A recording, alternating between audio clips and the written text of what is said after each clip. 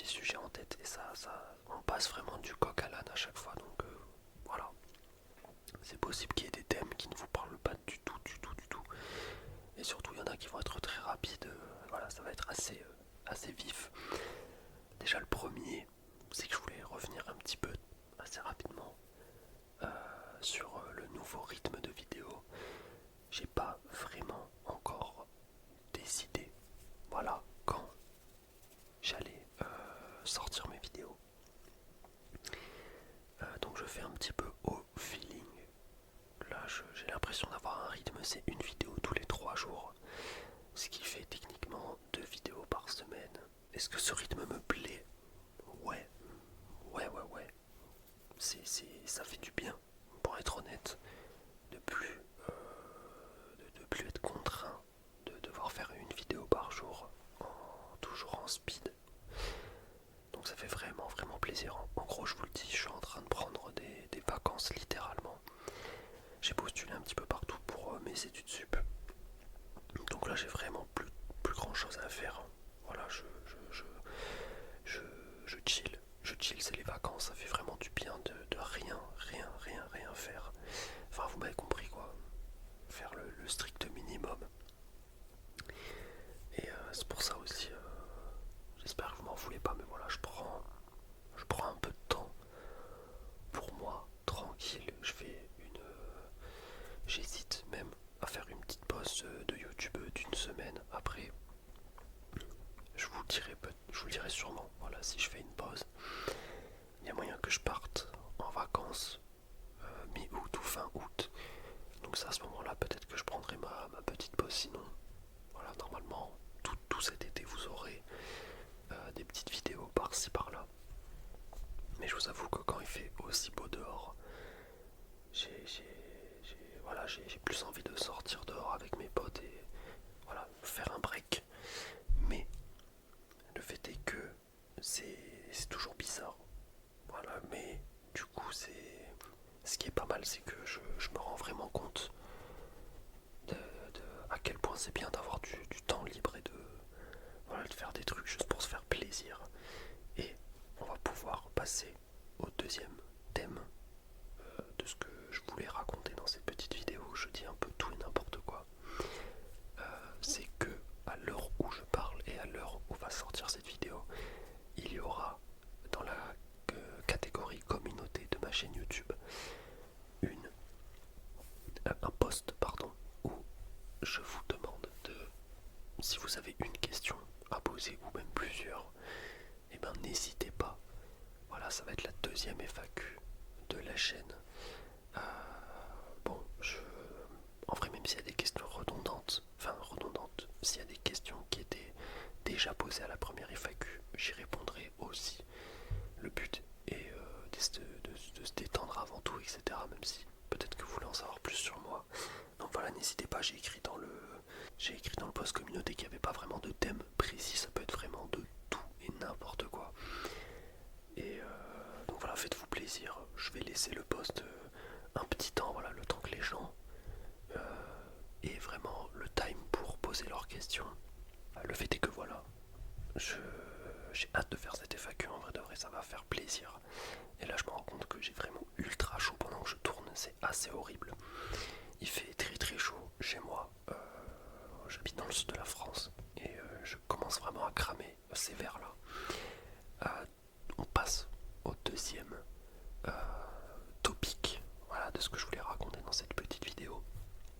Et je me rends compte que j'ai déjà fait 2 topics en 5 minutes, donc je sais pas comment je vais me démerder pour que la vidéo dure plus longtemps. Mais le deuxième topic, en parlant de chilling, qu'est-ce qu'on fait quand on chill et qu'on prend du temps pour soi en général? On guette, je sais pas, Twitch, YouTube, on regarde des séries, on lit des livres, on joue au foot, j'en ai aucune idée de ce que vous faites vous. Mais moi par exemple, je me suis lancé dans une série qui est sortie il y a bientôt 5 ans, dans 2 jours je crois, si j'ai bien fait mon calcul, ou 3 jours, je sais plus. C'est tout simplement The Boys. Alors moi je suis pas de base un mec des séries.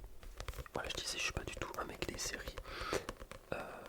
Parce que je sais très bien que une fois que la série commence commence à me plaire, je n'arrive pas à m'arrêter, enfin, vous m'avez compris, ça prend énormément de temps et à l'époque j'avais pas forcément ce temps là, mais là du coup je me suis permis de lancer une série que mes potes me conseillaient énormément.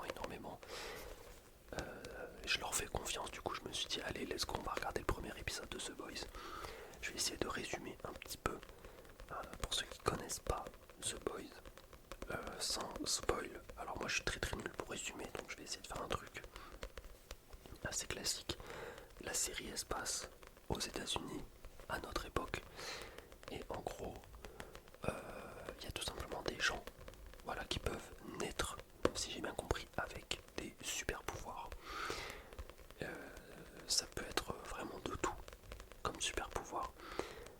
Et du coup, il y a une espèce d'organisation qui gère des super-héros qui les recrutent pour jouer le rôle un petit peu de justicier, voilà, pour rétablir la justice en Amérique notamment, dans le monde aussi j'imagine peut-être. Et voilà, ça c'est le speech de base. Et comme c'est à notre ère, vous en doutez, il y a les réseaux sociaux, etc. pris en compte, machin chose.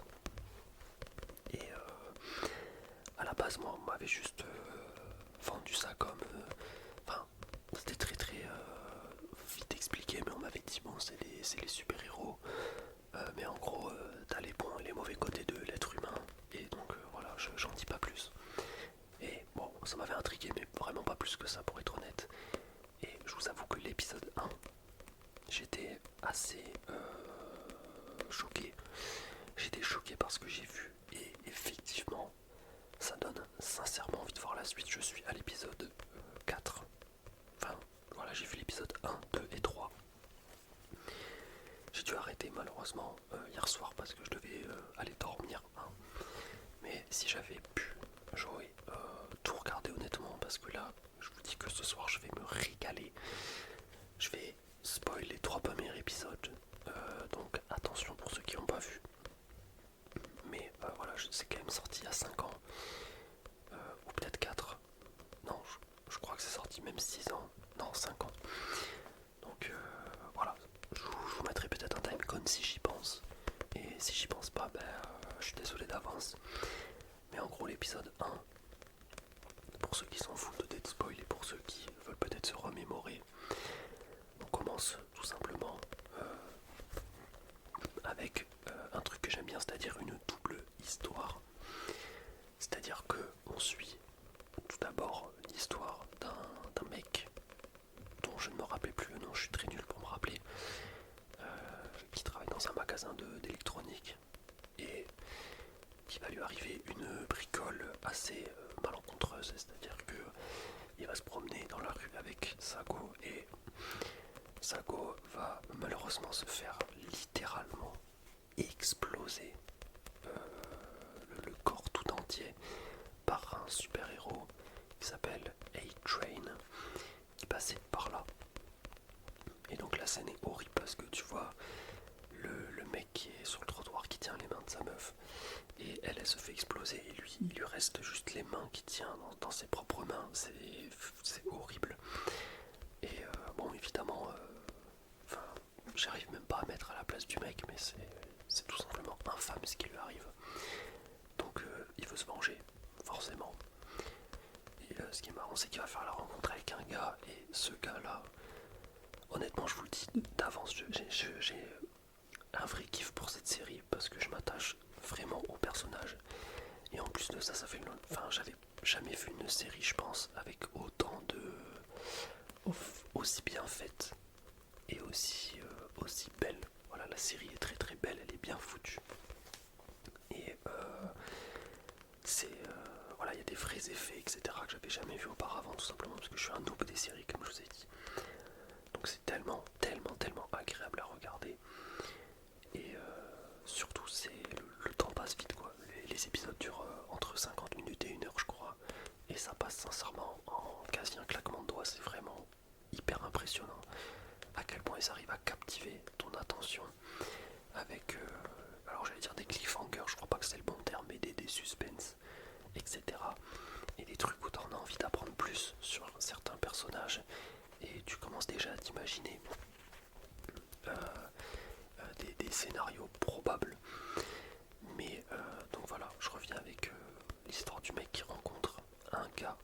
qui travaillait pour le FBI, il me semble, qui d'ailleurs, je trouve, ressemble à Brad Pitt. J'ai même cru que pendant un moment c'était lui. Sur certaines scènes, la façon dont il parle, etc., on dirait vraiment Brad Pitt. Et bref, voilà, ils vont essayer de tout simplement détruire cette organisation, hein, qui gère les super-héros, puisque apparemment ce sont des gros sacs à merde, hein, puisque les super-héros se permettent de buter des innocents et ils veulent lui faire signer un contrat de 45 000 $ pour qu'il ferme sa gueule et à tout jamais sur cette affaire. Donc lui ça lui plaît pas. Et en parallèle, on suit l'histoire d'une femme qui s'appelle Stella, ou alors ça c'est son nom de scène, je sais plus, qui veut devenir une super héroïne et qui arrive à intégrer cette organisation. Pareil, parce que c'est le rêve de tout le monde, n'importe quelle personne qui a des super pouvoirs rêve d'aller dans cet endroit-là. Il n'y a que cette place apparemment, donc c'est vraiment, le mot sélectif n'est même pas assez puissant pour voilà, comprendre, j'imagine. Et donc elle est brisée, inestimable, sauf qu'elle se rend compte au final que le rêve qu'elle se faisait de cette organisation est totalement... ça devient de plus en plus infâme, la façon dont elle est traitée, etc. Et la façon dont leurs supérieurs prennent des décisions. Et donc, ce qui fait plaisir, c'est que du coup on suit une double histoire, et cette double histoire en fait se rejoint au bout d'un moment. C'est-à-dire que le personnage à qui sa copine est décédée se retrouve sur un banc avec Stella quand elle n'est pas en forme de super-héros, c'est-à-dire qu'elle a ses habits du quotidien, et il parle avec cette personne, ne sachant pas que c'était Stella, et ils s'échangent des trucs, enfin pas des informations, mais leurs ressentis. Sauf que nous, en tant que spectateurs, du coup, c'est trop bien parce que on capte tout évidemment. Et après, ils se retrouvent, etc. Et alors, pour l'instant, ça s'arrête là. Je crois qu'après, ils se revoient pour la compétition pour voir si A-Train est toujours le mec le plus rapide du monde. Mais voilà, ils commencent petit à petit à découvrir la face cachée de cette organisation, avec notamment A-Train qui a pris une espèce de drogue surpuissante pour se surbooster ses capacités, à la manière d'un cycliste ou d'un bodybuilder qui prendrait des produits dopants. Et, et du coup, voilà, petit à petit, il démantèle des trucs, mais ce qui est sympa, c'est vraiment, il y a des scènes qui sont complètement ahurissantes en fait. C'est pas juste tu suis l'histoire en fait, c'est un monde, mais les gens, ils font vraiment des trucs de malade. Pas les gens comme moi, normaux, les civils, mais vraiment tout ce qui touche aux super-héros, etc.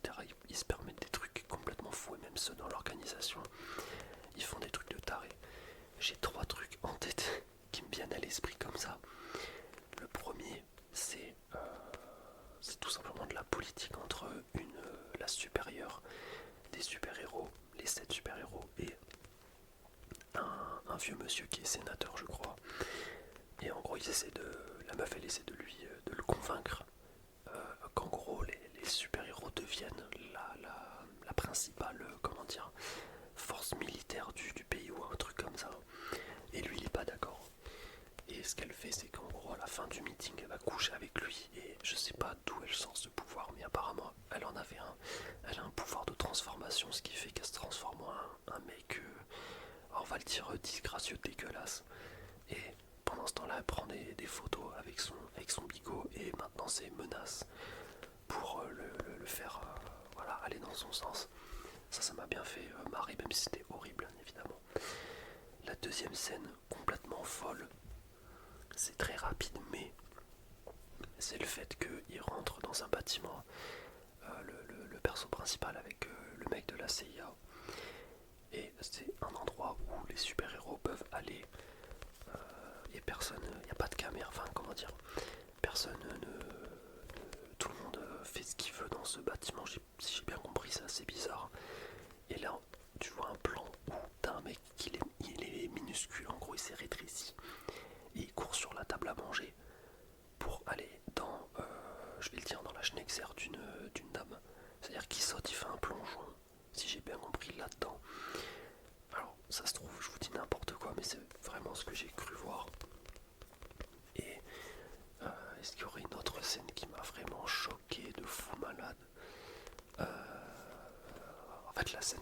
c'était quand Homelander, donc apparemment le super-héros le plus puissant, détruit l'avion juste parce que l'autre, le mec qui se trouvait dans l'avion a menacé sa supérieure. C'est-à-dire que vraiment il a tiré des rayons laser sur l'avion a explosé. Mais je suis en train de réfléchir peut-être, je sais plus. En fait j'ai tellement vu les épisodes rapidement que j'arrive pas à me rappeler d'un truc précis. Il y a un truc qui est cool, c'est le personnage qu'on appelle le français. Quand il ouvre la porte et qu'il présente le personnage dans la série, il est en train d'écouter du Gizmo. Voilà, pour ceux qui connaissent Gizmo le rappeur. Je sais pas s'il sort encore des sons ce mec. Mais il écoute un vieux son de Gizmo à l'ancienne. Et ça fait plaisir. Et même quand t'écoutes en voix originale sous-titré français, des fois il parle en français le mec. Très vite fait sur certaines phrases. Et ça c'est vraiment cool. Et les persos, ils jouent tellement bien. Ils ont leur propre caractère, etc. Et ça fait plaisir je sais pas, de voir que enfin, je sais pas si ça fait plaisir, mais le mec passe. Le personnage principal passe d'un mec qui travaille dans un petit magasin qui ose rien faire dans la vie à littéralement un mec qui a du coup réussi à buter un des 7 super-héros. À chaque fois je dis super-héros, mais je sais plus comment on les appelle. Et j'avoue que l'évolution est assez énorme. Il y a 4 saisons et ce qui m'a fait vraiment, enfin, ce qui m'a poussé à regarder cette série, c'est le fait que apparemment en ce moment même il y aurait des épisodes qui sortent tous les X temps. Ce qui fait qu'à chaque fois mes potes font un petit voilà, ils discutent sur cet épisode et moi ça m'a donné envie de regarder parce qu'ils ont l'air de vraiment kiffer. Ah oui, si, je viens de me rappeler d'une scène de fou malade. La copine de A-Train, après je me suis arrêté là dans les épisodes, c'était à la toute fin de l'épisode 3. La meuf de A-Train qui a pas payé son loyer justement au mec. Qu'est-ce qui se passe? Elle lui fait rentrer dans sa pièce, elle commence à lui faire des avances de type sexuel. Ensuite, le problème c'est qu'elle avait pris la même drogue qu'A-Train a pris pour faire son tournoi de l'homme le plus rapide du monde. Et du coup, c'est une drogue qui te rend complètement surpuissant. Et il commence à faire, j'ai pas envie de me faire ban par YouTube, mais il commence à faire des choses de type langue contre appareil génital féminin. Et le problème c'est que cette personne, enfin la dame, serre les cuisses très fort et littéralement explose la tête du mec qui fait ça. Donc on voit la cervelle qui sort et tout. Et là j'avoue que j'ai bugué frère, j'ai bugué, du bug. J'ai totalement été choqué. J'ai un pote qui me l'avait déjà raconté cette scène, mais je savais pas que ça se passait aussitôt. Et ouais, complètement ahurissant. Et à ce moment-là, il y a les mecs de l'équipe. J'ai plus les noms, c'est horrible, je sais même pas si vous arrivez à suivre ce que je dis, mais d'ailleurs, je vais arrêter de parler de cette série parce que je crois que ça fait 15 minutes straight que je fais que parler de ça, alors que j'ai regardé 3 épisodes. Donc je vais pas vous mentir, je vais m'arrêter là pour l'instant sur ce topic-là. En tout cas, le fait est que je surkiffe. Voilà, je vais faire une mini conclusion. Ce soir, ça va encore se mater des épisodes, c'est sûr et certain. Il faut que je guette absolument la suite. Et on va passer à l'avant-dernier topic, on va dire. Et là, ça va être assez court pour de vrai, surtout que ça touche beaucoup moins de personnes. Là, je parlais d'une série internationalement connue, machin chose. Là, on va parler juste d'un truc quand même moins connu. C'est la victoire de la K-Corp en LEC, voilà, alors c'était contre les Mad Lions l'autre jour. J'ai regardé en direct et c'était assez cool à voir. Je m'y connais pas grand chose en compétitif. Je suivais Fnatic à l'époque au Worlds de League of Legends, donc ça devait être vers 2016, 2017, quelque chose comme ça. Mais après, je me suis pas tant intéressé que ça au compétitif dans League of Legends. Et évidemment, je pense comme tout le monde, je m'y suis réintéressé quand j'ai vu mes streamers favoris lancer leurs équipes. Bien évidemment, t'as envie de soutenir et c'est incroyable ce qu'ils arrivent à faire. À chaque fois, je suis vraiment bluffé et admiratif de leur travail, peu importe la structure. Je trouve ça vraiment cool, vraiment cool. Et pour le coup, je vais pas dire que je suis un fan absolu de la KC, hein, loin de là. Mais c'est juste que Kameto, sans faire l'ancien, vraiment je vais pas faire l'ancien, même si je dis ça et je vais faire l'ancien. Mais je regarde Kamel depuis l'époque d'Eclipse à, à Ashford, je crois. Je sais pas s'il venait d'arriver à Paris ou si c'était encore à Ashford, mais en gros ça fait vraiment un putain de bail. Et bon bref, il a pris sa carrière, il est parti en solo, après tout le monde connaît l'histoire. Mais voir l'évolution de ce mec, c'est vraiment c'est magnifique. Voilà, c'est magnifique et l'équipe est très très soudée, très très belle. La commu est à fond derrière, ça fait plaisir. Donc là en gros, ils étaient dos contre le mur, ils allaient être éliminés fin de saison s'ils gagnaient pas contre les Mad Lions. Donc si j'ai bien compris, Mad Lions c'est peut-être l'équipe de eBay, donc un énorme streamer espagnol. Je dis peut-être des énormes conneries, mais je vous dis que j'y connais vraiment pas grand chose honnêtement. Je suis juste les games de LoL parce que j'arrive à comprendre ce qui se passe dans les games, etc. évidemment. Et donc ils ont gagné, ça fait plaisir. J'espère ne pas avoir spoil des gens en disant ça, mais voilà, le match était quand même il y a 3 jours je crois. Et aussi, là il y a eu un match hier soir du coup, et ça malheureusement j'étais pas au courant. J'avais pas vu sur un site où je suis les matchs la date malheureusement, mais du coup voilà, j'ai raté les matchs contre les SK avec Niski notamment qui joue au mid. Et là le retournement de situation, oui et non, mais c'est juste que j'ai été agréablement surpris que KC win la game. Donc il y a eu 1-0 au début pour la KC. Ils ont pris un énorme teamfight en fin de game, ils ont pu terminer assez rapidement. Malheureusement la deuxième game ils se sont fait un petit peu défoncer, enfin j'avoue que j'ai skip le replay un petit peu, j'avais la flemme de regarder une défaite. Et la troisième game était aussi sympa avec des beaux moves. Et j'ai l'impression, il n'y a pas que moi qui ai cette impression, c'est que chacun dans la team apporte vraiment son truc. Notamment du coup le taf de upset sur les games où il joue Kai'Sa, Zeri et Ezreal. Et c'est vraiment super ce qu'il proposait aussi. Vladi en mid lane qui est ultra solide. Targamas pareil. Targamas, j'ai envie de dire ça, c'est un ancien de l'équipe, donc voilà, je veux dire, il a fait ses preuves, etc. C'est un très très bon joueur. Et pareil pour Closer et Kana qui font un super taf, donc il y a une bonne synergie. Et ils prennent les bons fights en bon moment, les bonnes occasions, etc. Et ça fait super plaisir de voir une win. Ce qui fait que du coup, là, ils vont jouer des games après-demain directement, donc ce sera vendredi, contre BDS. Voilà, où notamment, si je dis pas de conneries, BDS, il y a Adam qui joue en top lane. Et alors là, à partir de ce moment-là, c'est un peu le flou. Est-ce que si ils arrivent à gagner le BO, je sais même pas si c'est un BO3 ou un BO5, est-ce qu'ils sont qualifiés pour une quelconque chose ou il faut toujours encore prouver, etc. Je ne sais pas trop. On verra ça, enfin je verrai ça vendredi. Pour ceux qui en savent plus, évidemment, ça serait un grand plaisir voilà, de savoir, hein, si jamais vous voulez m'éclairer. En tout cas, voilà, moi je suis vraiment un viewer de l'ombre, j'écris jamais dans le chat, etc. Et je suis pas assidûment tous les matchs, mais c'est vrai que quand j'en ai l'occasion, je prends un pur plaisir à regarder ça, c'est un truc de fou. D'ailleurs, je préfère évidemment quand il y a les matchs de la KC voir la POV de Kamel plutôt que OTP, même si OTP, il faut se l'avouer, on est très très bons commentateurs, etc. De toute façon, voilà, ils ont plus rien à prouver non plus OTP. Bref, je sais pas où je pars dans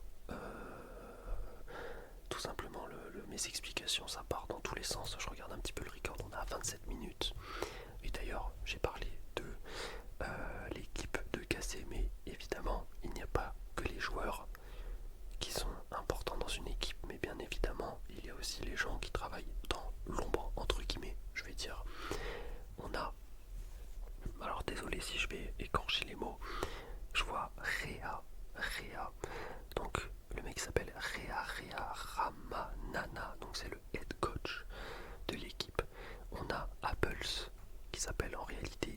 a Jereb qui est assistant coach. On a Shaves qui s'appelle Kevin Edward Tolman qui est lui aussi assistant coach. Et on a Clément Tillier qui est performance coach. Et et toutes les personnes ont été recrutées le 3 janvier 2024, contrairement à Apple qui est là depuis seulement le 2 mai 2024. Et il me semble qu'ils en avaient parlé de ça, du fait qu'ils avaient ajouté un coach de performance, ou même peut-être un truc pour la psychologie des joueurs, parce que c'est vrai que mentalement ça n'a pas été facile en vrai de vrai. Donc ça c'était la team LEC, parce qu'après il y a la team LFL qui n'est pas la même.